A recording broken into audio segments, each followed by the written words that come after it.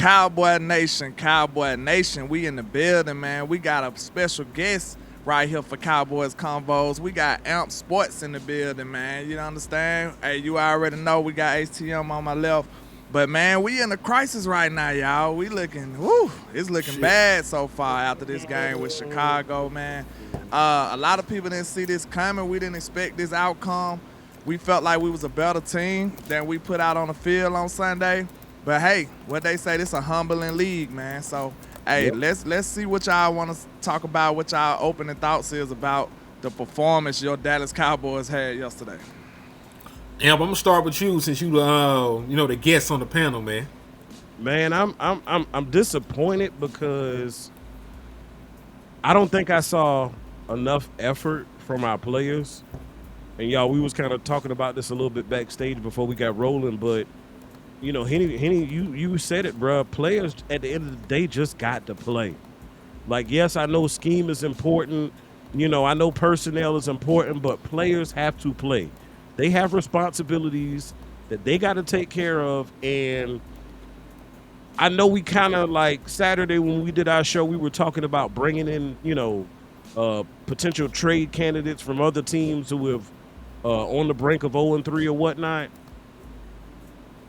The sad part is I don't even know what bringing said players in would do if we're unsure about how our defensive coordinator can maximize the talent that we already have on hand. Real talk. Because in my opinion, I want to know, like, why is it? Because we pretty much have, for the most part, pretty much minus obviously Micah. I know, don't shoot me. But for the most part, in a lot of positions, you got the same guys from last year. And I'm wondering now, why is it that all of a sudden they just seem like the bottom done fell out? Maybe y'all can help me get a grip around it or a grasp of it. But I'm struggling to understand why our safeties keep letting people get behind them. I don't get it. Like, football's still football. That part ain't changed. How y'all feel about it, bro? Because defense to me needs a pretty big haul. I'll say this. Me and Landlord just watched the film. Like, we watched just about every defensive snap. And, this is the thing I want to say. Every defense has a weakness, but you can't go out there and not do your damn job. You know what I'm saying? Like, when you have deep third responsibility and you let people get behind you, that is on you. You know what I'm saying? If you got deep third and there's somebody that gets behind you on that side of the field, that's not on the defensive coordinator. Like, that shit since you were playing middle school. Right. Middle school, Pop Warner. Like, if you play deep third, you gotta be deeper than the deepest man. That's your responsibility on that side of the field. You know what I'm saying? If you got flat responsibility, you can't be out here trying to help somebody on the hook zone. If you're in the hook zone, you can't be out here bullshitting in the flat with somebody. You just got to do your job. And that's really what happened on a lot of these plays, man. Like, on a lot of these plays that me and Landlord went and looked at, folks just weren't doing they job, dog. Like, you up here trying to help people, and when you're trying to help somebody's not doing nobody doing your job. If you're trying to help somebody else do their responsibilities, nobody doing what the fuck you're supposed to be doing. And that was one of the main factors. Like, we seen guys abandon their flat responsibilities. We see guys get beat deep on when they got split field coverage. We seen guys get beat when they got quarters coverage, and guys get beat when they got third coverage. Like, you just can't let the shit happen. And we saw that shit time and time again, dog. Yeah. One of the things, like I said, you're right, hero ball, the biggest thing that screws it up is, like you said, when you go to help somebody else, nobody's helping you. And you can't communicate to that degree on the fly. Like, that has to be something that's already understood. Like, okay, if I get this kind of look, I'm going to go help and run pursuit, then you kind of cover my back on the back end. You can't communicate that much on the fly. So that's why you don't go away from doing your job. You're going to screw up because somebody else should have to take your cover, but they don't know to. You doing stuff freelance. So that's the baddest part about this defense right now, man. And when you think about it, the two things that's concerning with me is the linebackers are not athletic enough, and they biting on every single play action. And it's so crazy. It's like we not even like desperately getting ran on like that for y'all to be over pursuing in the run game like this. Facts. But like, okay, every single time they play action, Murray and Sanborn, they biting super hard, and you already know what the offense is thinking. Like, throw it right over your head. And now when you bite that hard on play action, you opening up even more passing lanes for the wide receivers and the quarterback. So it's just easy pickings at that part. So like, I'm looking at it like, to me, I feel like we damn near need to change the movement of what we need out here. Like, we really desperately need a defensive end. We desperately need a linebacker, and we desperately need some safety play. Now, do we have these players on the roster? We not sure. I went bank on it. You know what I'm saying? It's worth a try though. So for one player I be campaigning for is Wanye Thomas. I feel like Wanye got enough speed, size, and ability to play on the roof, to be that sideline to sideline safety if that's how you gonna play. Agreed. Because I'm not going to blame everything on Flus, because I understand the situation he got put in. But at the same time, sir, you have to make what you got to make it work out. What mama say, make it enough. Make it enough. You making millions to do that, sir. And I mean, Mike ain't here, we get it. Trey hurt, we get it. Deron Bland hurt, we get it. But you still got to be able to put a formidable defense out there. It's no way we could just be giving up everything all game. It just can't happen. Dang. So, I mean, if you can't make this defense at least look serviceable, we're going to have to do something about that, man. So I feel like the new campaign need to be, go get us a damn safety that can cover sideline to sideline, or at least have better range than what we got. Get us some damn athletic linebackers who can play the pass game.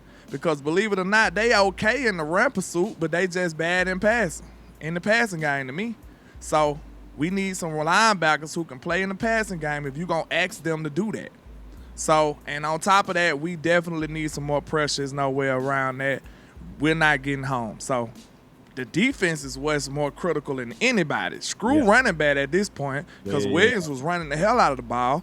And I know he's not a superstar, but you got bigger fish to fry right now. Yeah. I agree wholeheartedly with that. Because because this is what we talked about. The Dallas Cowboys won time possession. They won time possession by almost 6 minutes. You had the ball just about 6 minutes more than the Bears did. You know what I'm saying? You outgained the Bears in yards. You had 396. You outrushed the Bears. The Bears only ran for 87 yards. You ran for 121. But you gave up the explosive plays. You turned the ball over. So when you do that, you give up explosives and you lose the turnover battle, you're probably going to lose the football game. Because guess what?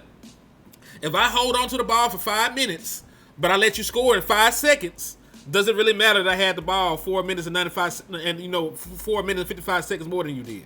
No. It don't matter. It defeats the whole purpose.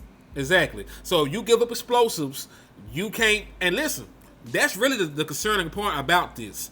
The entire reason that you rush 4 and you drop 7 in the coverage is to prevent the big plays. You're trying to force nothing but checkdowns. And, as you get closer and closer to the end zone, there's less space to actually operate in. You know what I'm saying? So that's when you get the tips. That's when you get the overthrow. That's when you force the field goals and shit like that. You're not reaping the benefits of playing that kind of coverage. Because if I'm dropping 7 in coverage and I'm still giving up 1-2 play drives, what am I accomplishing? Exactly. Yep. Bruh, I'm literally looking at what we weren't able to do. What you mentioned the turnovers. 3 of your drives ended in those. Mm-hmm. And at points in time in the game, I'm this loss, I want to be clear. This loss does not fall on the shoulders of any one single man. This loss was a collective team ass whooping. Starting from the top. I looked at Shoddy at what he was doing, who he picked. You pick cats who you respected in the business. You didn't necessarily pick your friends. But when I look at that defense, and I look at Flukes, and I said this last night, Boss mentioned it as well. He talked about your defensive passing game coordinator. But on that defense alone, Flus brought in 4 individuals from that defensive coaching staff that are currently on the Dallas Cowboys. You know how I know? Because I put together a list when we first hired them all, and I still got the presentation that shows them in blue polos with the orange stripe. It almost makes me want to go back and look at how their secondary did last year for comparison. That might be something I do in some real spare free time. The only reason I might say that might not be the best thing to do is because the Bears kind of got some dudes over there though. You know what I'm saying? Like they kind of got some dudes when they healthy, but they not healthy. Mm-hmm. So that's the difference. Like we got a few dudes, but they actually got some talent over there, so they could probably play a whole different way. Up now because Diggs on the mend, Bland gone. Yeah. DT Clark got hurt. Like it was they was dropping like flies this past Sunday, man, and it. Look, fries actually work too. So you dropping them in the grease. Dropping like fries. They dropping like fries too, goddamn. You cooking. You cooking. Hey, they cooking. Keep Shit. it going. Not how we want though, but yeah. Then I'm looking at Shoddy. You know what I'm saying? Like the run game was successful yesterday. It was successful. And then you get a 1st and goal situation and you throw the ball 4 straight times. I'm sorry. I have a problem with that. Because at that point, you could say, oh, it was late in the game. They were trying to conserve time. With what we were averaging, we probably would have punched it into the end zone on the first try running the ball. That's how good we were doing it yesterday. So you actually could have saved time by running the ball at the goal line at that point because it took you 4 pass plays and you failed at that. But 1 rush attempt was less yards than what you were averaging at the goal line. So my thing is, I used to always make this statement, this joke, this saying, life is about choices. The game of football is also about choices too. I'm looking at Jack Sanborn make choices when he approaches a offensive player, a ball carrier, and decides to dive at ankles. Damone Clark too. Those are choices. I'm looking at the choices in the secondary. Guys not communicating. They're not even talking, bro. The most communication I've seen Jack Sanborn do is when Damone Clark is a little too close to him, you'll see him push him over a little bit. That's about it. Cats are not talking. When you look at a serious relationship, the first and most important part is what? Open line of communication. We're not even talking to one another. The talking happens on the sideline, walking to the sideline after they done bust your ass and scored again. We don't even talk. We don't talk. No. We ran out of words to say. I ain't got no words either, goddamn. Damn, man. I ain't got no words either. God, Communication has to happen. Now, if y'all know like I know, after preseason, after offseason, we only had 11 padded practices left. Mm-hmm. That's less than 1 padded practice per play week. So I'm seeing guys who not tackling and doing stuff like that. My thing is, how are we going to get better physically? How are you going to know if a guy is worth being a safety and playing up close against the line? Are y'all tackling in practice like that to see what a guy is capable of? Like, it's... Bro, the questions are endless at this point as far as the defense and me are concerned because, bro, all 3 levels, your defensive line needs improvement. Your linebacking core needs improvement. Your secondary needs improvement, like across the board. We need help ASAP. And honestly, I think maybe it might be in the best interest of the Jones family to parlay some of these recently acquired picks for somebody that can help your team right now. What say y'all? I think you should, but I don't think they are. And this is where I'm getting from, because I talked to Land about this earlier. Well, when Wes was talking about us needing to reach out to some of the teams on the downward slope, you know, that aren't going anywhere, you know what I'm saying, and get one of their veteran players, that's exactly what the mindset that Jerry Jones already has. Because that's why they moved Michael Parsons and got the 4 first-round picks. Because you got 4 first round picks now. You got 4 future top 30 picks that you can have under rookie deals for the next 5 years. And anytime you have a first round pick, you actually can control their contract for the next 7 years, because depending on who you want, you can add those 2 years of the franchise tag to them. Mm-hmm. So that's how Jerry Jones is probably thinking right now. I don't have to pay Michael Parsons. I went and extended some other people. I got 4 future rookies that are going to be top 30 picks at top 32 picks at the bare minimum, that I could control their contracts for a long period of time. Jerry ain't tripping. Like, I think Jerry, we as fans, we don't want to hear this shit. I think Jerry knew, that if the guy that they had on the roster couldn't perform without Michael Parsons, I think he was okay with punting on the season. Like, either he was gonna get a good look at these guys he already got, because you wasn't gonna see this much Sam Williams, Izaraku. You wasn't gonna see none of the guys that much with Michael Parsons on the team. You just weren't. So now he get an opportunity to evaluate his pass rushers. He spent second round picks on. He's at least his draft pick is going to be high. The Dallas Cowboys, if they lose, so what? My draft pick going to be top 10. Plus, I got another a second draft pick from the Packers. You know what I'm saying? So he ain't tripping. It's a win-win in the minds of Jerry Jones, the GM and owner. It's a win-win, because I can still sell y'all on the future, because I got all this picks and all this draft and all this cap space for the future. I can still sell you on that. And if these niggas are a little bit better than I actually expect them to be, we can just act like this was all according to plan. So it's a win-win with Jerry Jones. Do y'all think Dak Prescott is on his last contract in Dallas? I believe so. Elaborate. I believe so. I mean, it comes a time where you just got to look towards the future. You know what I'm saying? And I think that'll be around the time that time come to roost. You know what I'm saying? Like, I think far as how old will he be after this contract? Like 37? 35. 35? He's only 32 right now. Oh, so 35 is a little iffy. 34, 35. Maybe you franchise tag him a couple times or something and then let him go. Who knows? But I think don't he have the no franchise clause in the contract? He does. Well, yeah. Well, if that's the case, that's why I'm telling y'all right now, I had these suspicions the other day. If Jerry and them don't do nothing with these picks right now, bro, they might be thinking quarterback. They might be thinking quarterback with these first-round picks. Maybe not all of them, but a couple of them, they might be looking like, hey, we can move up. And, like, this whole time we've been thinking about how far down Green Bay going to be. Look like we going to be the ones with high picks. The way this season going. So our picks gonna be high, and we up here trying to find people to buy stuff from. If we keep playing this bad, we might be sellers. Exactly. So y'all might need to be thinking about stuff like that if we come out here playing bad. Cause think about it.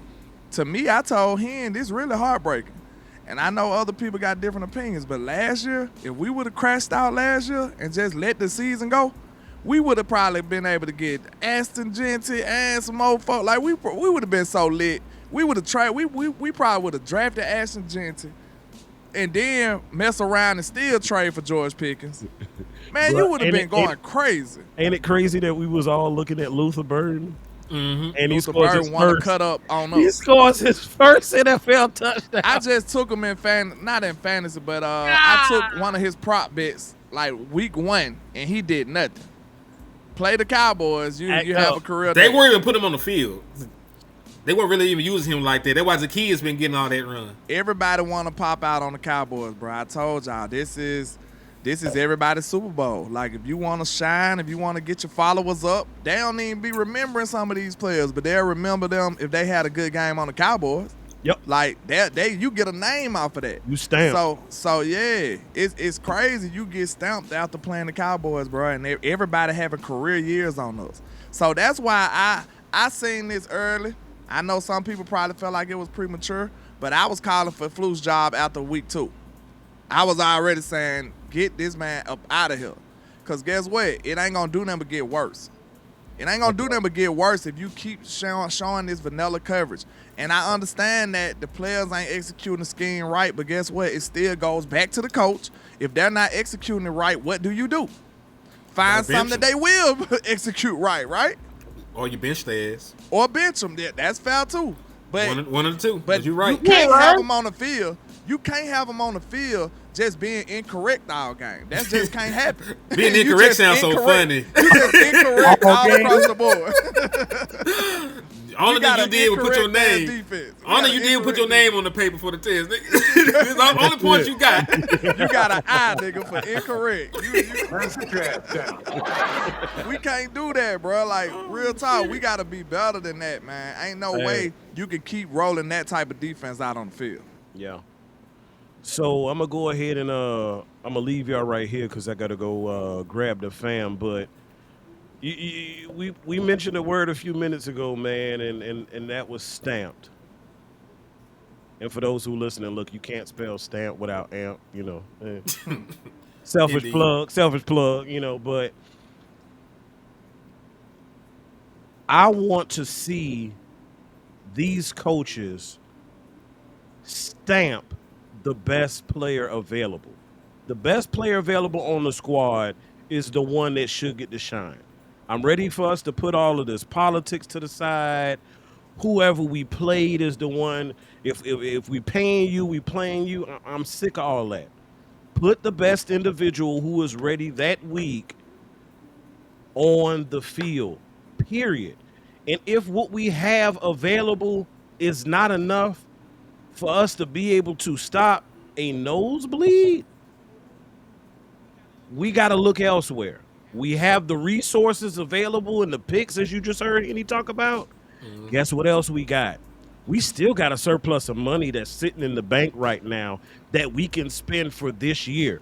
So it's still options available. So my thing is, and Henny, I know we were talking about the likelihood is probably Jerry and Steven going to sit on their hands for the most part with this, but we as Cowboy Nations got to get loud. We got to be proud. And we got to fuss and argue for what we want.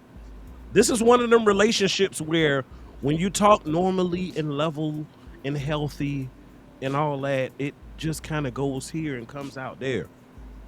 Now, you got to yell at them. You got to talk about them. You got to degrade them. You got to make them feel damn near bad about themselves in order to be able to get some things around here. You saw what we had to do just to get Pickens and the other few pieces that we got. Just them. So for what we really need, we got to bang the table, y'all. Because at the end of the day, y'all know how I do. It's good, better, best. Never let it rest until your good becomes your better and your better becomes your best. That's where we are with this. We ain't putting our best on the field, so we got to keep chipping away at it until we get this shit right. Henny Landlord, I appreciate y'all, man. I know you guys will probably continue to cook. Thank you for the invite. We will continue to work. I'm kind of on the downward trend with the situation with wife and family and taking care of her, so I'm more available now. I told her, I made her laugh. I said, girl, you messed around and got cancer at the right time in a bad season going into the off season. So, I said, appreciate you, baby, for doing me a solid, but You ain't gotta look at this shit. and dealing with her made the off season go by kind of quick because it was rough. But I appreciate y'all again. Salute to the chat. Y'all hold it down and be blessed, man. Indeed, Already, brother. man. God Appreciate bless you, man. Prayers up for you and your wife, man. Yes, Appreciate you, indeed. dog. Y'all take care. All right, my Alright. guy. So yeah, that was the brother Amp Sports coming in, showing us some love. You know, jumping on the show with us, man. But Lan, I think we both see it the same way though. Like just because they got the ability to do it, don't mean they're going to do it. Yeah. And I don't think they are. I don't think any help is coming outside of Clowney, who hasn't played yet. Outside of like Revel, outside of like Bland coming back from injury, outside of CD. Like our team is our team right now. Absolutely. We gotta make do what we got, man. We gotta make it enough. And I mean, it sucks, but that's the position he find himself in. If it was me, if my name was Landlord Eberflus, you know what I'm saying? If that was my name, I would be trying every goddamn thing I can come up with. I'd be in Jerry's office every day. Hey, man, we need to go get this player, this player, this player. I have a list of players I need or want, and I'd be telling him exactly what that player would do for this defense. I would be up here trying my best to make some pressure happen some kind of way, I'd be blitzing. I don't care. Because if I'm giving up explosive plays anyway, I might as well try to get me some explosive plays by sending more that you can block. You know what I'm saying? That's the mentality I'd be in. If I'm giving it up slow and fast, you know what I'm saying? Pause. If we giving it up both ways, pause. You got to figure out a way to be effective, man. You just got to. Like, that's the name of the game. You can't just sit up and just get destroyed. We can't do that. Like, this defense, and I'm not playing the blame game, but it completely took your offense out the game. It took your offense out the game. Now, do your offense need to score more? Of course they do. But it makes it a hell of a lot harder when the defense is giving up points at that rate. Because now you putting pressure on the offense. The offense plan wasn't to go out here and have to score 21 points. You gave up 30 points before halftime, if I'm not mistaken. 24. 24 points before halftime. Mm-hmm. It was 24-14 at half. And like I said about your offense actually. Oh, let me check something real quick. Your offense actually outgained them by a couple yards. You had 396, they had 385. You know, passing yards about the same. You completely outdid them on the ground as well. They just like the per play stuff. Like they 6.8 yards per play. They were bombing that bitch. You know what I'm saying? So your defense has to do a much better job of helping your offense out. Because if you keep giving up explosives, of course your offense is going to press. They have no idea what the defense is going to do from a snap-to-snap basis. Exactly.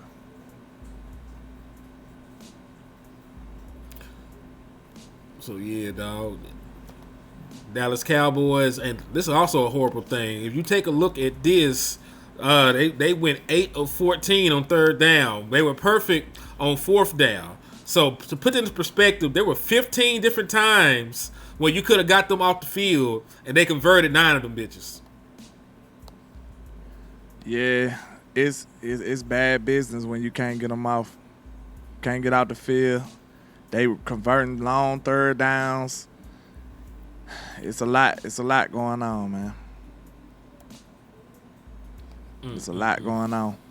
This defense got to find their way because, like you said, of course the offense going to press if they see the other side of the ball giving up touchdowns and points at an alarming rate. They like, shit, we got to keep up.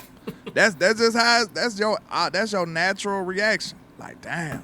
Like, you can't stay patient or stick to the game plan when you see that type of stuff going on the other side of the ball.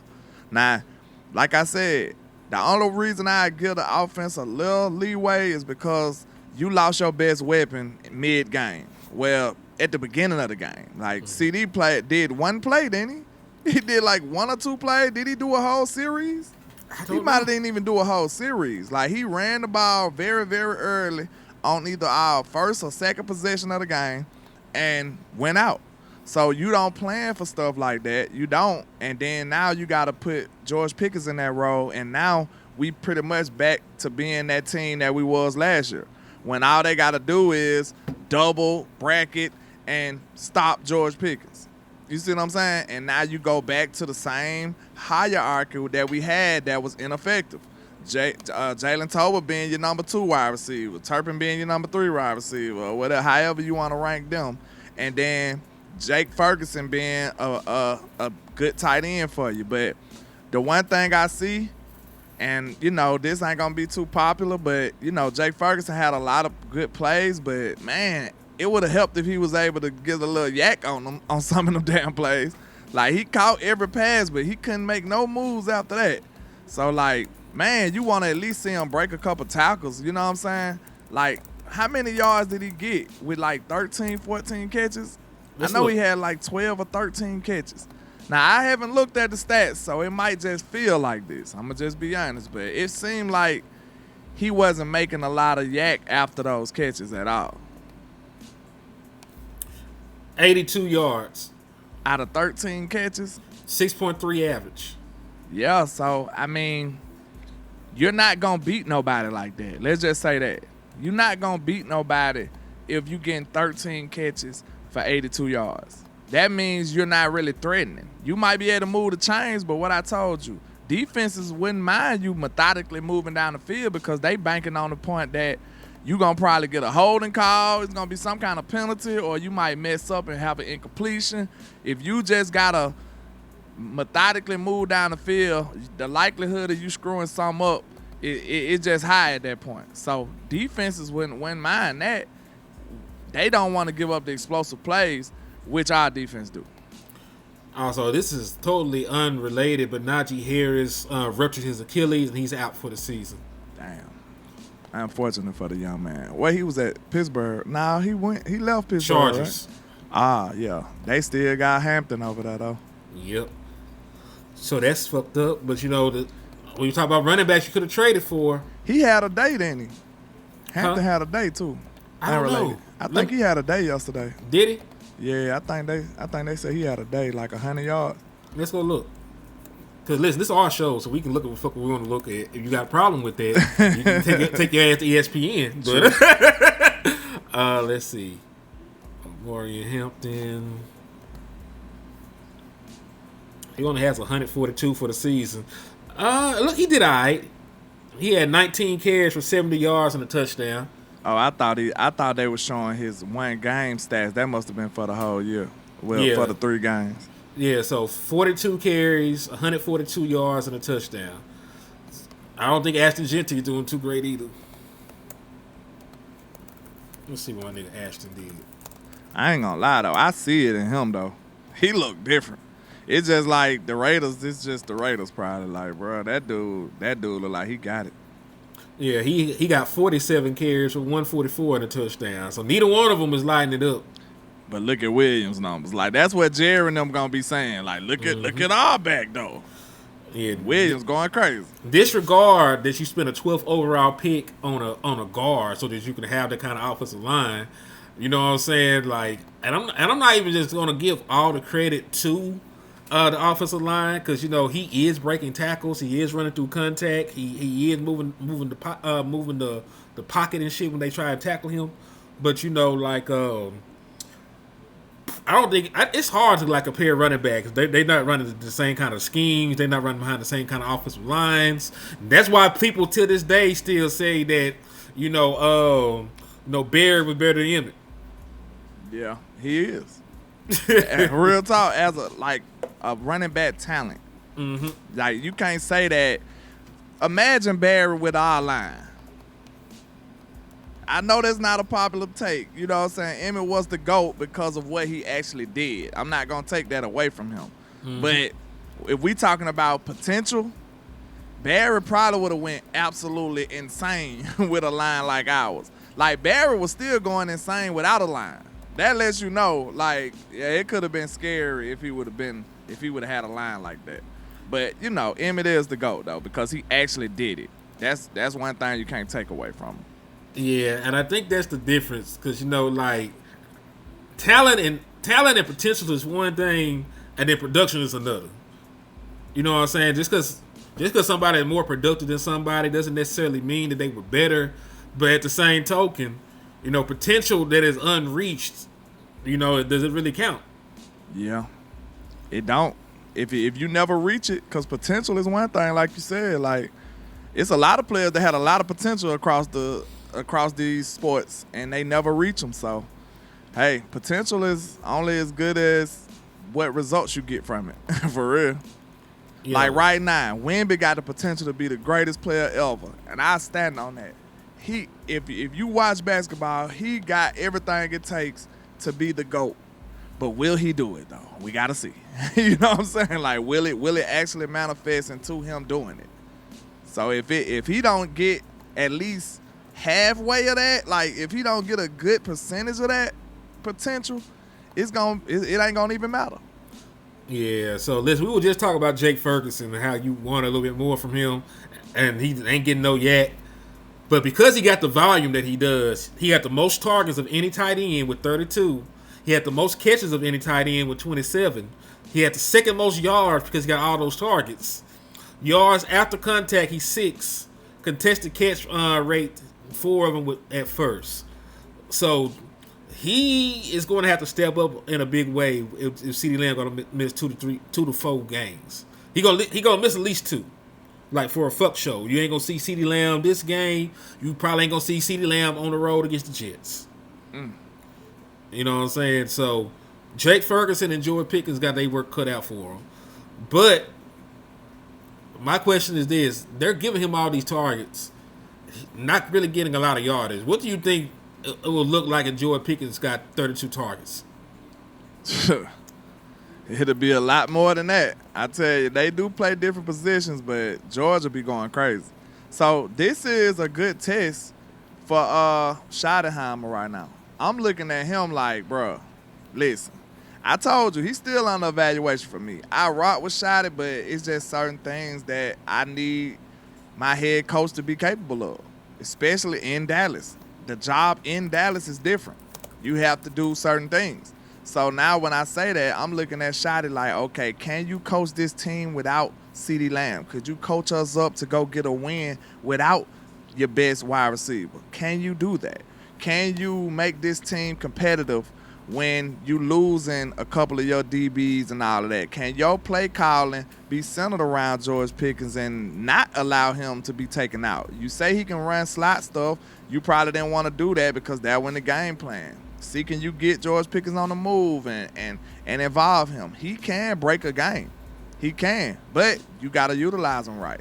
So Shotty got some coaching to do, man. And then you got to rally the troops again after being embarrassed like this. Like, we can't believe all that soft, sentimental, I care shit that you talk about all the time if we not winning. Because guess what? You care, but we don't. If you not winning, we don't give a damn about how many times y'all meet up in the room and cry and shit that you be talking about. Meet up in the room and cry. For real. He talk about, we had a player that, he's going through some stuff. We sit down and cry like, bro, I understand you are a great person, but that don't do shit for my team. Like, I need to see some tangible things that's helping this team be good. And like, bro, you will be a great guy. You could be an absolute great guy. You could be the Mother Teresa of coaches. But if you can't get wins, I don't give a damn. That's what. So I'm evaluating you, bro. So let me ask you a question. How much of a leash do you think they give Shotty with the injury shit? Losing because Trey left the game too, so I don't know his status. I don't know when Deron Bland gonna be back. I don't know when Siobhan Rebel gonna be back. We know that CeeDee Lamb gonna be gone for a while. How much of a leash? Because I think it's two different questions. How much of a leash do you think the front office is gonna give him? And how much of a leash are you giving him? I think there's two separate questions. Okay, because I'm looking at it like this. I'm going to ask, you don't really supposed to answer a question with a question, but it's just going to be effective for content purposes. All right. Did you feel like you should have still won that game yesterday without CD? Offensively, I felt like we still had enough. Okay. That says a lot to me. You see what I'm saying? To me, I'm still looking at it like you should still be able to pull this game out. Now, the defense laid down. I'm not going to hold you. Mm-hmm. But I still wanted a little more from my offense. I understand the situation. It was on the fly. The defense giving up everything, so you got to press. You got to be more aggressive than you probably want to. It pretty much it took the run game out of the equation for real. And you were running real good. It don't matter if you're running, if you down so much and you continuously – the lead is just growing and growing, so it don't fucking matter how good you can run at that point. So I understand the situation we was in. But guess what? Everybody ain't understanding like Landlord. You know what I'm saying? Everybody, some people looking back like, why you ain't win? Like, you know what I'm saying? It's just a simple question. Like, Why didn't you win? Why didn't we put out a better team? Like, I'm looking at it like, okay, I'm in the middle because I understand the situation, but at the same time, I do feel like we should have put out a better team on that field. We should have put out better tape than what we had. It shouldn't have went that bad. So I'll take a loss. Okay, you lost CeeDee Lamb, you lost the game, close game, competitive game, you executed, you did this, you did that. I can live with that. But to get your ass embarrassed, to get dog walked by a team who's searching for answers and looking for their first win. Gave up 52 points the week before. And they just gave up 52 points and you couldn't even get 21? Yeah. The turnovers did that too. Because we just talk about what happened. Because I think that first fumble changed the entire momentum of the game. Because your defense, George Pickens changed the game too. So I get it. Shotty got a little out when you think about stuff like that. But I ain't even just talking about shot. I'm just talking about like the flow of the game. Your defense did something right to start the game. They forced they was playing decent ball at the beginning of the game. Yeah. So they forced 3 and out on an explosive run because the boy went for like 20-something yards. He fumbled the fucking ball. To be honest, man, I want to dog Williams out for that because you can't fumble the ball. But that was a hell of a play, though. That was a hell of a play by the DB, bro. It was. I ain't giving you an excuse because just hold on to the goddamn ball. But the way that play happened, like, how many times that's going to happen? Like, it's just. I hope not no more. I'm saying the league. In the league, I'm talking about, like, not to us. I'm just saying, how many times are you going to see a play like that, period? You're not going to see that a lot. Like, you shouldn't. He was right on the side. He came from the side of him and then just conveniently. Because think about the mindset of the running back. I'm not making excuses for Williams. Hold on to the fucking ball. But at the same time, think about this. Your mindset as a running back, you just pulled off this big run and you headed to the sideline. You think you in the clear. Like, real talk. You think the play over. You like, yeah, I'm out the sideline. Then next thing you know, you like, God damn, you got me. Like, that wasn't expected, man. That was a great play by that defender. I give him props on that. But yeah, man. But that's one of the things that I am concerned about. The defense being so bad that it takes you out the run game. That's something that we can't afford to have going on, man. Like, the run game will save your defense, but just like we said a couple of times before, if you giving up touchdowns in 5 seconds, me having the time of possession on my side don't even help me. It still hurts because you giving up touchdowns too quickly. At least make them earn it. You know what I'm saying? At least make them take you out to dinner before you just give it up. You're doing too much. You're giving it up too fast, too quick.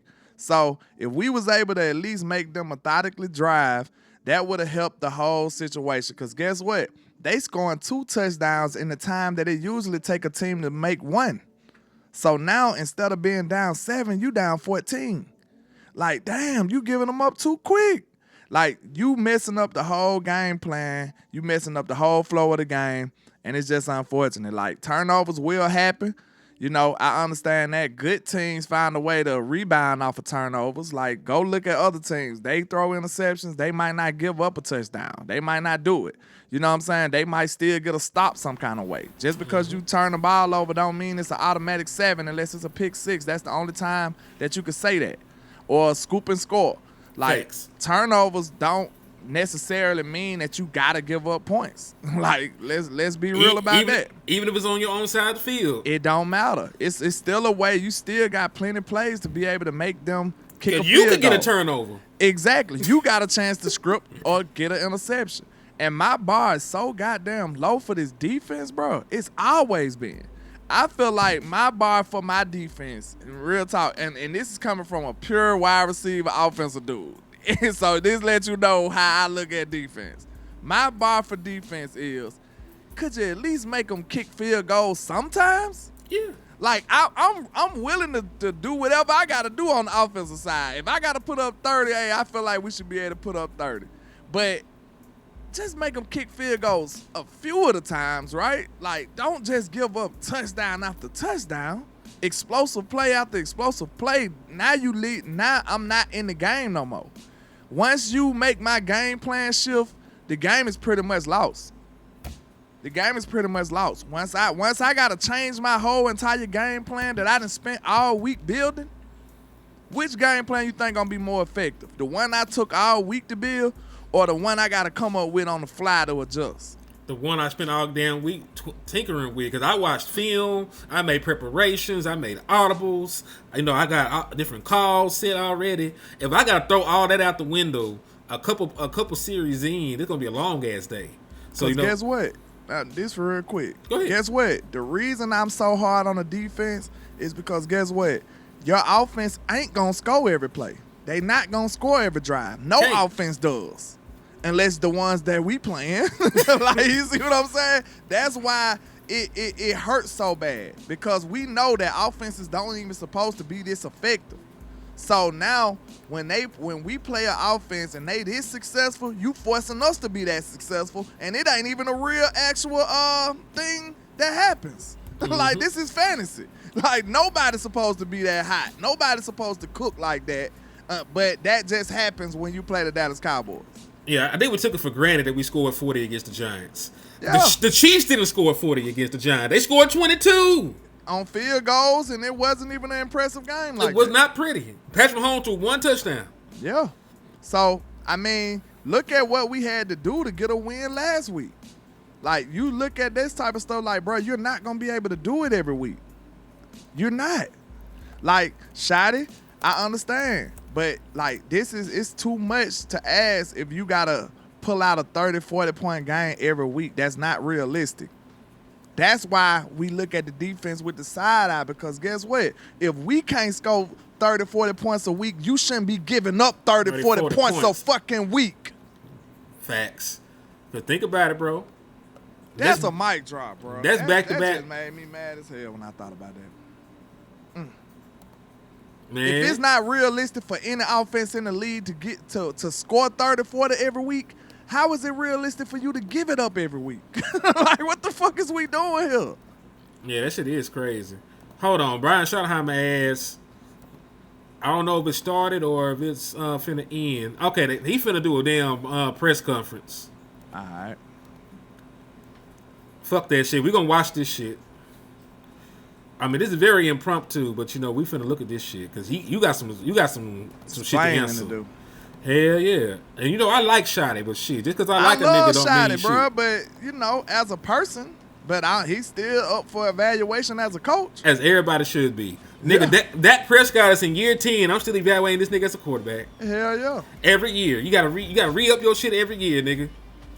Cause you fall for cliffs. You might be dope one year, you could not be shit next year. Me and him, I can honestly say that. We done had discussions off camera like, hey man, we just thinking about situations that could happen. We like, hey, what if Dak playing like he was playing at the end of last year? What if he's not as good as he was last year or the other years? I'm like, damn, that'll be terrible. You know what I'm saying? So these are things that you have to think about. Leave no stone unturned. Hell no. Matter of fact, I'm just gonna take this off real quick. I'm just gonna pause the background music. I'm gonna turn this We Go Cowboy shit up for a little bit. Like, this nigga late for his own press conference. That nigga's pressed. I know that nigga mad. Let's see. I'll turn this shit up a little bit. So yeah, I don't know. We might need to drop this shit today. Yeah. Like, we'll go live and then, you know, we'll drop this bitch. We'll say you want to drop this bitch about 8 o'clock or something. Whatever works for you. Yeah, we'll go ahead and get this out to the people. And we're going to send it to Amp so he can make sure to get on his page. For sure. As we wait for these niggas to piss us off with the bullshit they saying, I guess we'll show our faces again. What's another change you think we could possibly make? Like, I'm not worried about the offense as much as I'm worried about the defense. Because they're, like honestly, like, if there's like a concern on a scale of 1 to 10 for the offense, it might be a 3 or a 4. Defense is like an 11 on the scale of 1 to 10. Defense, I'm in panic mode already. I ain't gonna hold you. Like, we giving up big plays left and right, bro. And you should be panicking. In coverages, you shouldn't give up big plays in. Against teams, you shouldn't be giving up big plays against.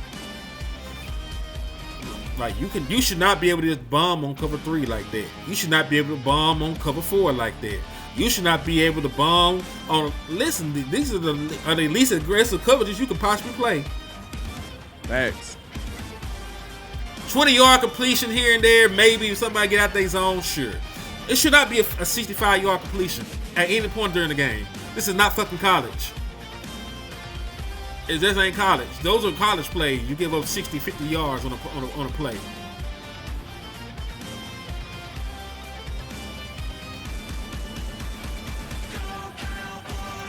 Yeah, but Shotty better be talking right when he bring his ass on here. I ain't gonna hold you.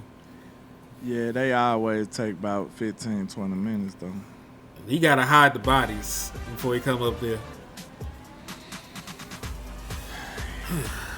Shiny. This is terrible, man. This is not the season I expected to have. Man. This is not the way I expected my season to start. But listen, we were always hoping for the best. Yeah, for sure. You know what I'm saying? Like, I know we didn't want to think about it, but it was always the possibility when you remove the best player from the side of the ball. If we remove CeeDee Lamb from this team, we couldn't expect this offense to be the same. Yeah. So we removed Michael Parsons from this team. We couldn't expect this defense to be the same. I didn't expect it to be this bad. I expected there to be some growing pains. Yeah. Because you spent, like I said, in their defense, they spent a lot on the defensive line. You got second round pick after second round pick after second round pick, former lottery pick. You traded for Kenny Clark, who's a former first round pick. You paid Osa. Like, you expected a little bit more from the defensive front. Now you need to be, in our spare time, we could be looking up who the top edges is. Because that might be where you're looking at next year. Unfortunately. I already mentioned Ukulele out of Oregon. And then it's the boy from Miami. And linebackers. Anthony Hill from Texas is going to be one of the best linebackers coming out. He already played with Overshown. And he's like Overshown. He's super quick, super aggressive, can cover, can run and hit. You know what I'm saying? Like, we talk about linebackers coming out. Anthony Hill from Texas, one of the better ones I can think of. Pass rushers are all over the place. There's some great defensive tackles in this draft. You know, like Orange, your boy from Alabama. LT, you might need to draft one anyway. If he the best player, definitely just go with it. Yeah. I wouldn't mind. Well, damn sure not mine, bro. What's so crazy about this? The damn press conference opening be longer than the actual press conference. Facts. The nigga come on here tell you their favorite color blue and then they leave. So I see they got this the rankings that I see right here on NFL Draft Buzz for 2026.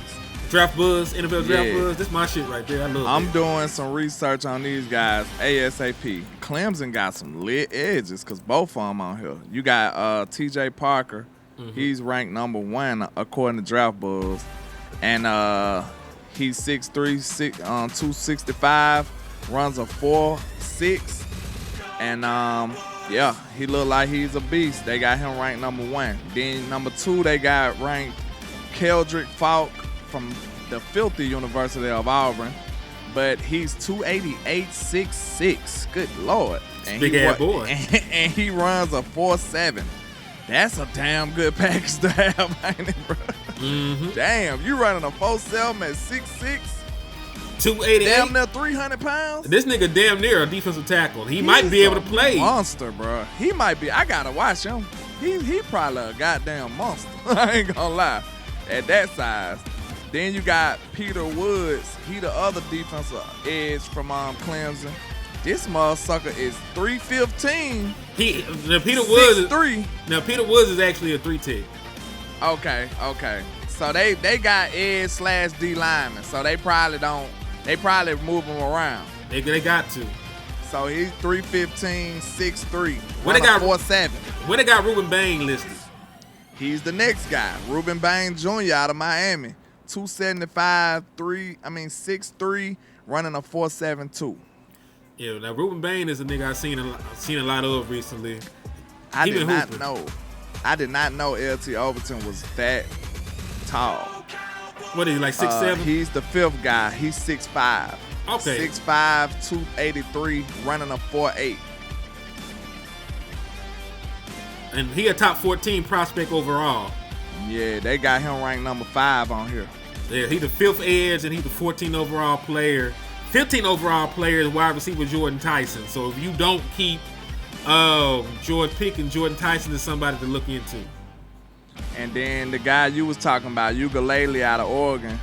They got him he's at 6'5". 6'5". Yeah, he's 6'5", 270, running a 4.8. All right. Tyreek Sapp with the Florida Gators. He's 272, 6'3", running a 4.7. What a 4.3 guys there, dude. They don't make them no more. They stopped after they made Micah and You Nolan leave Smith. Micah and now they don't make them no more. So you're screwed. It's crazy. Yeah, 'cause I do want that pursuit. But listen, I don't even need Micah Parsons. Like, Will Anderson could have been in this draft class, and that would have been an improvement of what the fuck we got. Yeah. I honestly don't know if any of the guys is Will Anderson. Cause they I damn sure think ain't Will Micah. hooping, ain't it? He been hooping since he's been in the league. I don't know what they doing over there this year. I But, think Will was hooping. Yeah, they ain't won a game yet, by the way. Yeah. Will They Anderson, lost yesterday too? Yep. Listen, Will Anderson got a sack every game so far. Will Anderson got 3 sacks. I was about to say, because he one of the few Alabama players I didn't co-sign for all the way. And I've been paying attention to him. I'm like, damn, I was wrong about him a little bit. He been hooping. I like Will. What was it that you didn't like about Will coming out? I didn't see that natural being all the way. But he's got relentless pursuit to the quarterback, and he got a good amount of hand moves, and he rushed with a plan. So it didn't, his skill set and his motor kind of overrided the fact that he went just this natural dude. You know, I like that natural stuff. I like the natural bendy dudes and I can coach you up to the skill set. Mm-hmm. But sometimes that coaching don't work. You know what I'm saying? That'd be the bad part about it. They just can't get up to that skill level that they need, so now they just raw talent. So the ideal situation is to have one that got both. That got the athleticism and got a decent amount of skill set to start off with. Mm-hmm. I agree, though, man. Like, oh, man. I hate that we're even sitting here looking at edge. Yeah. You don't have to. Because in a perfect world, these top 50 picks you used on edge already should be panning out. It hasn't happened yet. You know what I'm saying? Not consistently. Like, one guy might make a play, but here's a shot. Good Lord, thank God. There we go. Fucking I was about to give up. Too much work to be done. What you got to say for yourself? Good. Calvin Watkins, Dallas Morning News. What's the status on CD Lamb after his injury? Yeah, gonna miss some time, but CD is a guy that heals quickly, and he will do everything in his power to get back. But it does look like he'll miss a little bit of time. Miss a little bit of time. What's the time frame there? Yeah, I'm not gonna put a timetable on it. Probably unlikely he plays this week, but we'll see. Diggs and Clark also got nicked up. They did come back, but what's their Still ain't status, you ruled think? out. Yeah, I think sound those like. guys. I think they're okay. They're ruled We're out still this running week. some tests on some guys, but I think both those guys we kind of came out pretty clean. So Kenny Clark So and Diggs. the LLS Cowboys, what changes for the offense without Lamb? Guys have to step up. I think that's a big part of it. I think, we are very fortunate to still have a guy like GP. I think, you saw Terp step up and make some plays. Jake Ferguson had an awesome game, But, look, injuries are unfortunately a big part of this business, and it's hard to replace a guy like CD.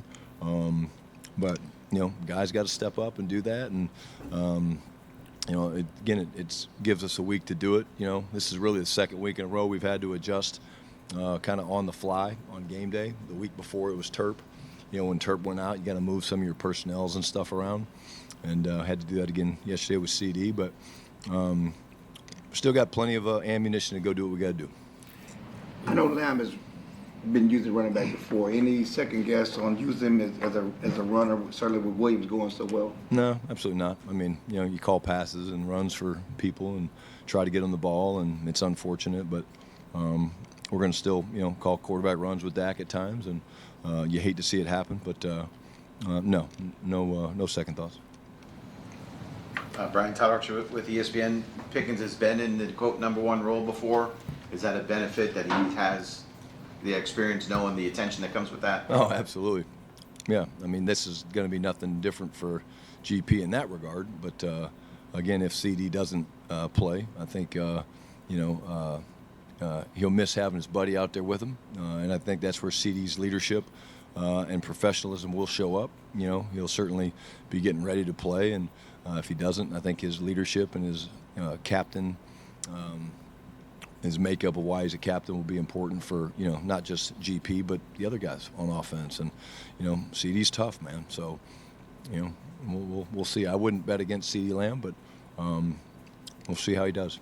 And defensively, you guys have been on this path for 4 or 5 months now, from the offseason to now. And we didn't see a bunch of busts in training camp. What do you put it on? You know, it's a hard question, Todd. I mean, you know, there's been multiple things. I think, you know, I say it all the time, and you guys don't, you know, have to like the answer, but it's the truth. It's different things, you know. Damn. On 3rd and 8, needs to pull back. Comes up, goes for a quick jam, and his feet slip. So there's a touchdown.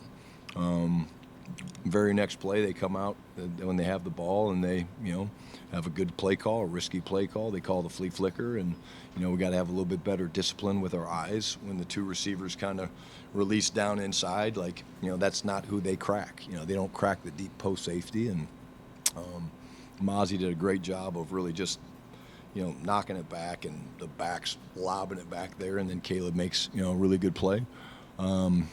You know, we lose a vertical seam on a touchdown right before the end of the first half. So it's different things. And, you know, defense is all about all 11 guys. And, you know, you could go through each play of the film and point out different things. And that's kind of what we talked about with our guys during the team meeting. You know, I went through it and I said, you know, at the end of the day, we did not offensively have enough explosives. Give them credit. They kept a lid on us. You know, I think we had 6. And then we gave up 6 explosives for like 215 yards. And we're not giving up, you know, the league clarifies them as 12-yard runs are explosives and 16-yard passes are explosives. We're not giving up 16, 17, 18-yard explosives. We're giving up 35 and 40 and 45. And, you know, at the end of the day, that's not good enough, man. And so, It's not. I'm glad he said had that. good meetings. We've talked through things. We're changing up things. I'm not going to get into what those things are to improve it and make it better, from the way we meet, from the way we're game planning, all that stuff. But you know, the players are not the only ones that have to be better. I have to be better. Flus has to be better. Clayton has to be better. Nick has to be better for us to go where we want to go. But that being said, we're 3 games into the season, and there's a lot of football left to be played. I remember a couple of years ago where I think it was defensively, that they met as a group, all positions. It wasn't separate. They got all together, and guys seem to think that helped get everybody on the same page. Is that kind of some of the things you're thinking about? Like, I really do think you have us bugged, because that's the 2nd week in a row. No, that's one of the things that we talked about today, and that's something that we're going to do for sure. Because if there is at times a lapse in communication, then how do you foster that? Well, you foster it by having the guys all in a room together. And that's nothing revolutionary. It doesn't automatically solve the problem. It still has to carry over to the field. But again, the standard is not the standard, and therefore we will make changes. And some will be schemes. Some might even be personnel. We'll see. But we expect to play better against a really good opponent coming in here Sunday night. John Machota with The Athletic. Do you believe that all the defensive players have bought into what Matt Eberflus wants to do in his team? They could have. Yeah, I don't have any reason why not. I think when you're not playing well, John, there's going to always be doubts. And that's the other thing I said to the guys today. I really told them 2 things. I said, number 1, today is all about us. Let's focus on us. Let's go through these meetings. I talked about the things I messed up in the game. There's certainly things I messed up in the game. And I was open about that. I said, you guys have to do the same thing. Take accountability for the things you did. One thing I'll say for Trayvon that was really powerful for me to see is immediately after the long touchdown pass, he was like, hey, that's on me. You know, and that's progress, man. So, again, confidence in this league is interesting because it comes and goes fast when you're playing in such a competitive league. And I don't think it will take long for us to get the confidence back, but I would understand why guys might be like, oh, what about this, what about that? But no, I have complete trust in what we're doing from a scheme standpoint. We'll look at maybe making some changes. We will make some changes. But yeah, in terms of the players, I think that they've bought into what we're trying to do as a football team, and we just got to execute better. What would you say gives you the most confidence that that stuff will get fixed, that it won't be a third, game in a row of the big plays? I would say it starts with the leadership that we have on this football team. Guys like Donovan Wilson, guys like Osa, guys like I call Malik BS Hooker. already when you said Donovan Wilson first. They're prideful guys, man. And being a leader don't they mean you're realize good, that we though. can't He be just giving gonna up beat explosive y'all plays. up, We have to bro. be Like, better let's on be third real down. about it, We're man. just Hold on, not let's getting hear off what this the man field on fin- third this down. question I think real we're last quick. in the league on third down. So we'll take a hard look at that. I think we're giving up something like He said it's gonna be 55% or something on crazy. third down, and it's actually, I think Nigga we're can middle of the fight. pack in what that third down D&D is. It's like third and 7.2 or something is what the average is, but we're giving up like 9.2 yards God on damn. third down, and that along with the explosives are hurting us. And again, I understand why teams don't want to try to run the ball against us. I wouldn't run the ball against our defense. We're playing the run really well. I'd just sling it all over the place, and that's unfortunately what we're allowing to happen. And until we do something about it, it's what we're going to see for the next couple weeks. Nick Harris, former Star Telegram. I like that Talk he's about very potential open personnel about changes. this shit. Is that something you address with the guys at the beginning of the week, or is that something you just kind of keep an eye on as a practice week goes by and make that decision later on? It's a great question, Nick. It's things that we discussed a little bit today. Nothing's been finalized. You got to see how the injuries play out. You got to see, okay, this guy's going to be okay. It's no different than the Mozzie and Jay thing. Okay, who's earned the right to play? Who maybe is, struggling a little bit? And I'm a big believer, and nobody likes to hear this as a player, but sometimes it's very powerful to watch.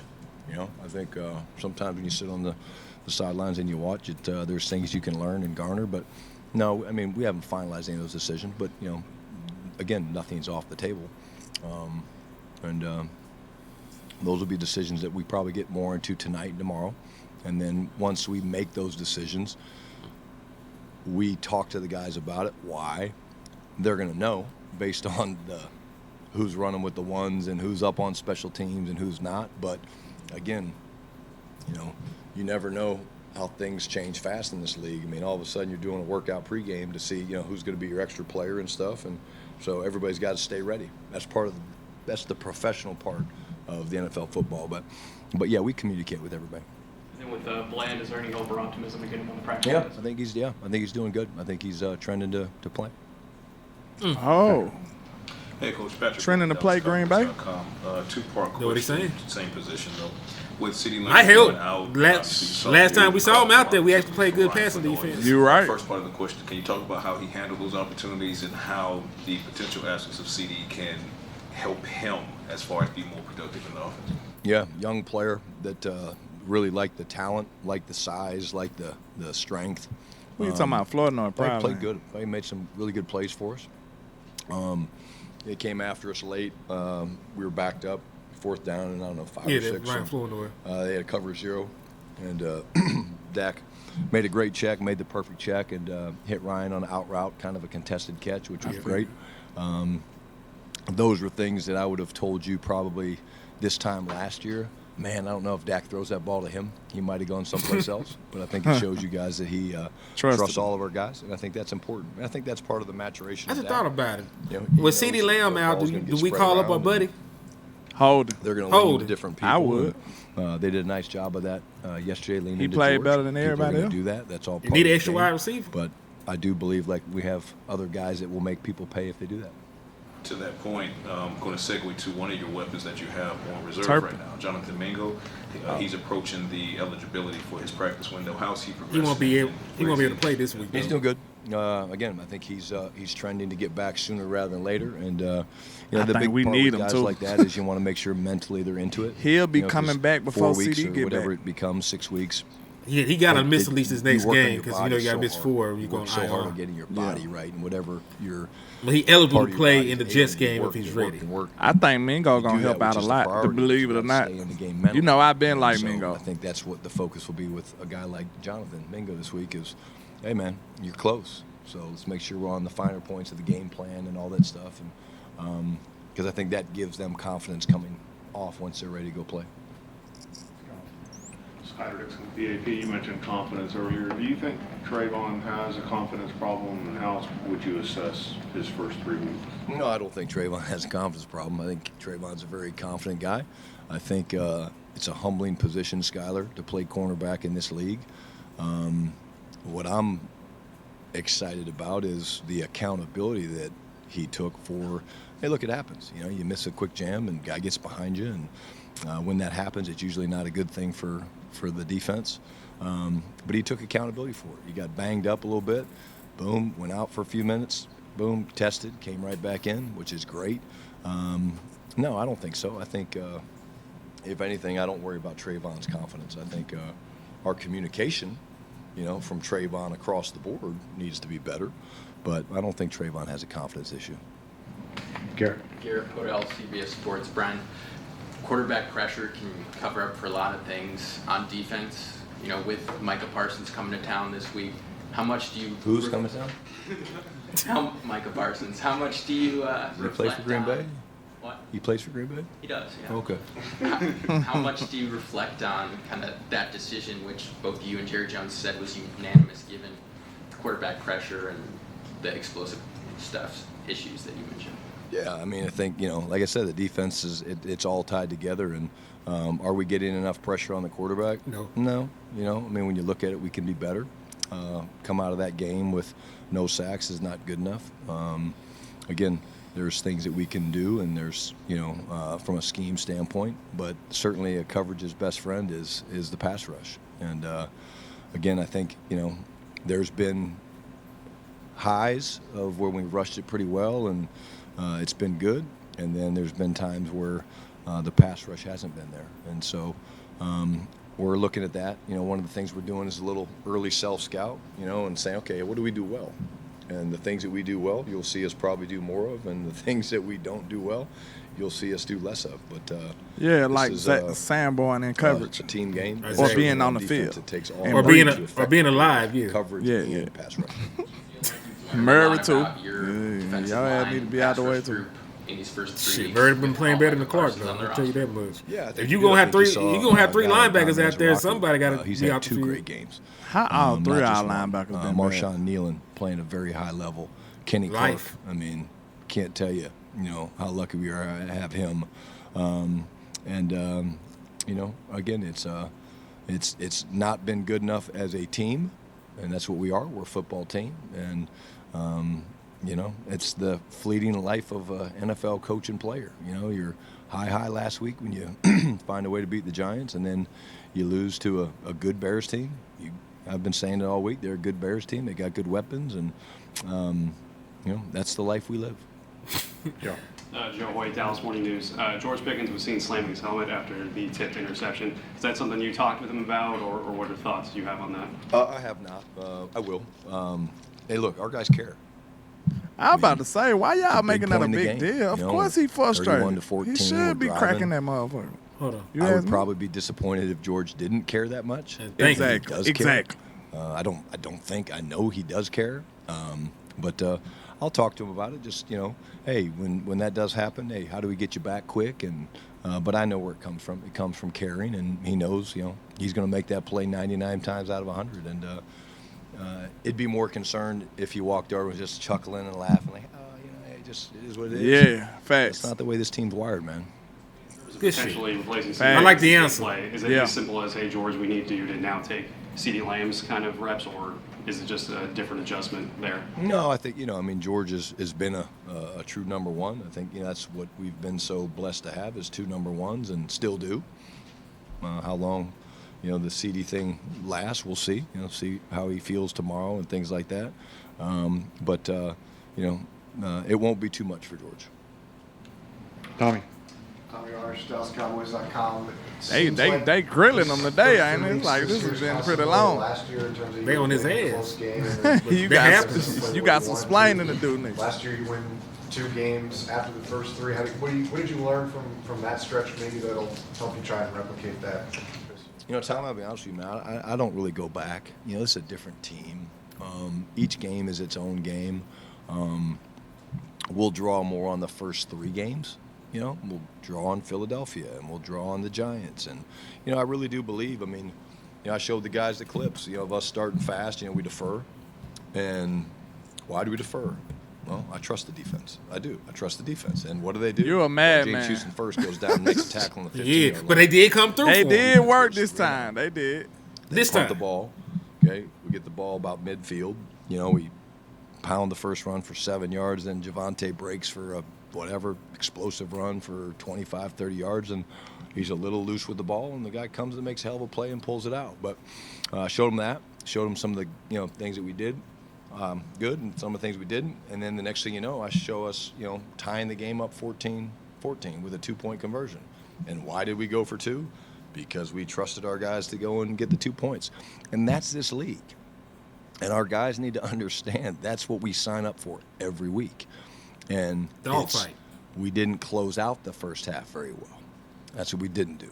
And You're right, because but they we're allowed right 10 there. points And at the then, very end of the same second thing. half. We're 31-14, we're driving, and we have an interception. But that's going to put us at the 20-yard line. And then you're right back to where you were with a whole quarter to play of football. And it's a 10-point game if you can finish that drive. So the difference in winning and losing this league is so finite that hey, this isn't going to be the only adversity we face all year. Not this game. This is what we sign up for. And it ain't takes finite if tough you getting your SOBs ass to whooped. play in coach's business. Well, I guess what he's saying is you I had know. opportunity. I'm just being hard on You him. had talked about Yeah. maybe we need to I simplify understand some that, things too. defensively. Is that still on the table after meeting today? Of course. Anytime as a coach, your job is to look at the film because there's emotions that come into the game, Calvin. Like you get emotional and, man, we had our chances, and you're pissed off, and, you see the hurt in the guy's eyes or the jubilation when you win. And so you miss things. So it's not really until the next morning or that night, like we did last night. We watched the film last night on the plane, and They watch film early as really, motherfucker. You feel out, you realize, say, okay, where are we at? And so I do think that as a coach, you look for solutions. And if we're not doing certain things well, then by simply deleting some things, that makes you simplify. Doesn't mean that we're going to go in with one front and one coverage. Okay, we're What'd not I going to say? do that. Make it we can enough. Still be multiple, but absolutely, we'd be crazy if we didn't look to simplify and focus on execution. Execution is what wins in this league, and there's times where we've executed very well on defense, just like the over 2 overtime drives against the Giants. You forget 7 to 8 days ago, they stepped up and made those plays. How do we know they wouldn't have made it if we could have tightened the game a little bit on offense, by scoring a touchdown? So That's accountability because he's being everything very comes in. nice right now. Are you missing takeaways from your group? 'Cause this was a defense that... It's easy to say the defense fucked this whole thing up, and we ain't did nothing. You're not seeing them as much as... It's very early, but... No, you're right. No, again, I talked to the guys about that today. We're 32nd in the league in giveaway takeaway ratio, -5. It sucks.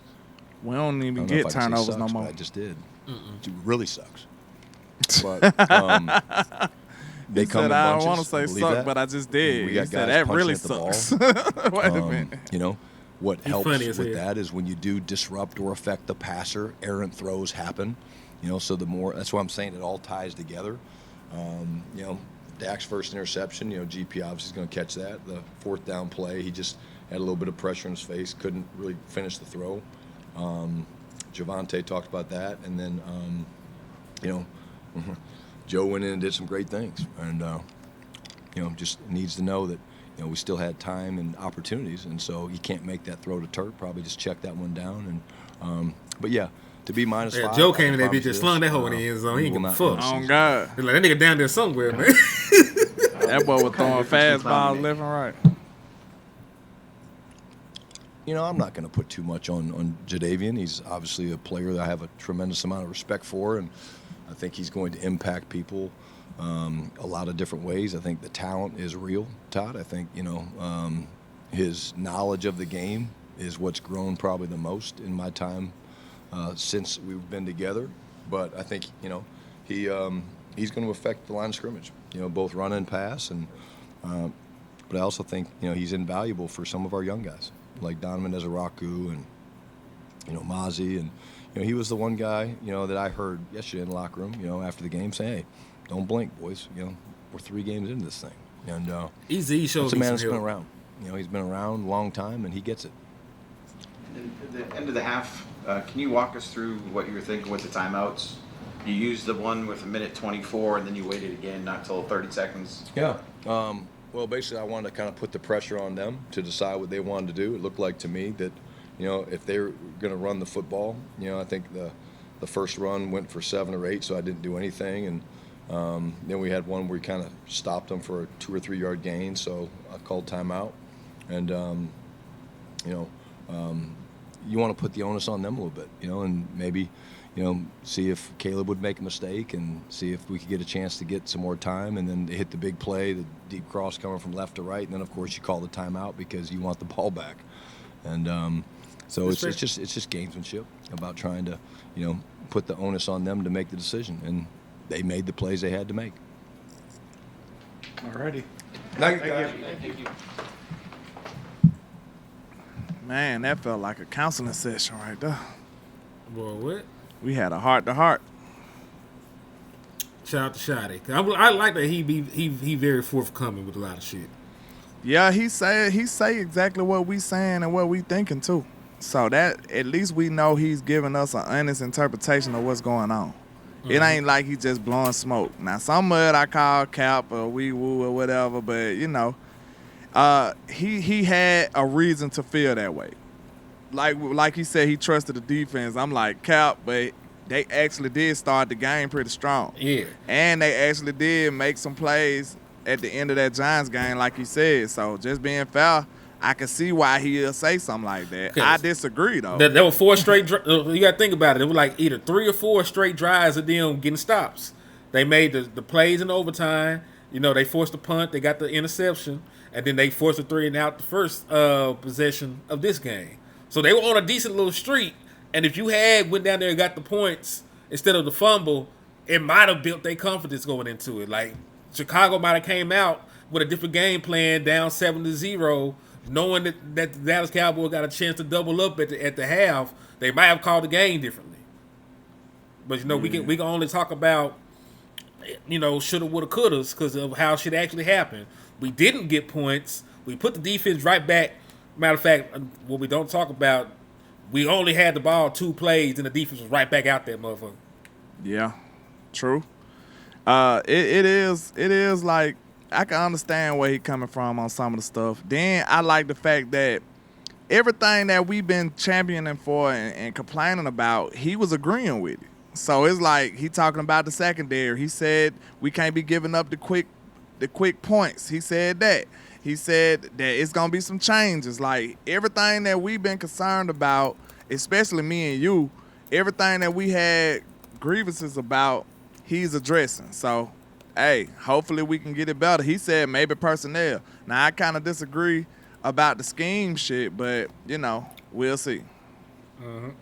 Like I said, though, man, every scheme sucks if you don't do your job. Every single one. Yeah, true. Because I get it. You might have, and that's the thing. You don't just have straight up everybody across the board can do that. I don't think that if you play man, you got enough guys that can actually run with niggas that you would like that shit either. Like you might like it with Trey, but if you play man, that means Sanborn got to run with a nigga. To me though, I think it won't be as bad though. So like if Sanborn giving up some plays over the middle, he ain't checking no receiver, though, more than likely. Or get his ass off the field, go to nickel, and put an extra DB out there or some shit. I don't know. Because those ain't game-breaking plays, though. The people he'll be checking wouldn't be 60, 70 yards downfield, more than likely. You know what I'm saying? For Sanborn, then you got to talk about Dunno. Then you got to talk about Reddy Red. Dunno need to be off the field. Reddy Stewart. Because he got to play regardless while old buddy hurt. Now, if Bland I got to back, look at Reddy. I don't know if I'm low on Reddy like a lot of people. I think he all right, but I'm going to go check him out. I'm not low on him, but he is a zone corner. Like, I don't know if he can even play man. Yeah, he a corner, so he can play it. I don't know how well he can play it. There you go. Well, we'll see. He's capable. Like you can run with a nigga like that's your dude. That's the easiest thing. Like you capable, but how capable are you? That is very true. And then, like you're right, simplification, might help because. But to be honest, I don't mean to cut you off, but how more simple can you get than cover 2 and cover 3? Because that's all they do. It ain't like they doing match and they are doing, though. Some of them okay. They like some of the fuck ups did come in cover 4. They played a lot less cover 4 this game. Yeah. But they still fucked up at different times playing this cover 3 and cover 2. Normal cover like 2 and 3. So I mean, it don't get no simpler than that. Because like the touchdown against Diggs in the Giants game, that was cover 4. He played it like he had safety help, but they're playing quarters. So Donovan Wilson has his own quarter of the field to worry about. Yeah. The reason that I know it was cover 4 because there was no flat defender on Elam's side. Elam played that bitch straight back. Hooker on the same side, he played like his little section. And then on the side that Diggs left from, the linebacker matched to the flat. So, they were definitely cover 4. So, like they've had issues with cover. They ain't do shit right. Honestly, and we just talking about it. They ain't playing match coverage well. They're not playing cover 3 and cover 2 well. I don't know they did shit right so far. It's just ugly. But I know one thing. It better be some changes. I mean, we need to rob somebody at this point. Like, someone have to shake. All right, but you got any final thoughts, man? We do got to get out of here. This has been almost an hour and a half. We've been doing content all day. All day. Yeah, man. I'll just say this, like, it was encouraging to hear Shotty's takes on it because I know it's not Cap or Wee-Woo because he's saying the same things I'm concerned with. So, you know what I'm saying? Like, I'm not going to lie to you. So, all the things, and I like the questions they was asking for the most part. I think they was putting a decent amount of pressure on Shotty. And these things had to be explained. Like, you got some splaining to do. Like we say, you got some splaining to do, Shotty. And like I said last week, your ass need to be peeking your head in that defensive room, too. Like, that could lose you your job, too. Like, shit, I know that ain't your side of the ball, but, hey, you might just want to at least, enough. Because guess what? You know defenses, too, being the offensive coordinator. So you'll know if you like that or not. Like, how would you attack that? You need to go in there and put your input into it and tell him, hey, man, I don't know if you want to do that because they can do this and that. Like, y'all need to meet up on that type of time, too, bro, because you can definitely tell him what's the weaknesses in his defense or would you like him to run that type of way? Because you just can't say my hands up on defense. If that's the case, if everything going to be blamed on him, he got to go. Like, I'm telling you straight up, if this defense come out next week and give up that many points and then they go to the Jets and give up a lot of points, because they might give you an out this week because Green Bay supposed to be dope. But if you go out there and give up that many points against the Jets, that shit, you might be fired. He might be fired after the Jets game. If we give up 30, 40 points to the Jets, bro. Boy, then they got a running Justin quarterback, Fields too. Them just put up some points, didn't it? Week 1 against the Patriots or somebody, wasn't it? Steelers. Yeah. It was Aaron Rodgers' game back. Man, them boys come out here and toast us too. Shit. Shotty might, I mean, not Shotty, but Eberflus might be up out of here. I hope that we don't get there, but hey, just hoping for the best and preparing for the worst.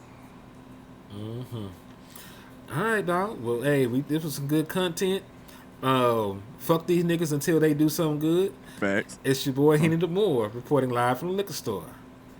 Already, man. I go by Landlord From Alabama with the same handle on all social media. Now the newly Landlord Sports on YouTube, though. You know what I'm saying?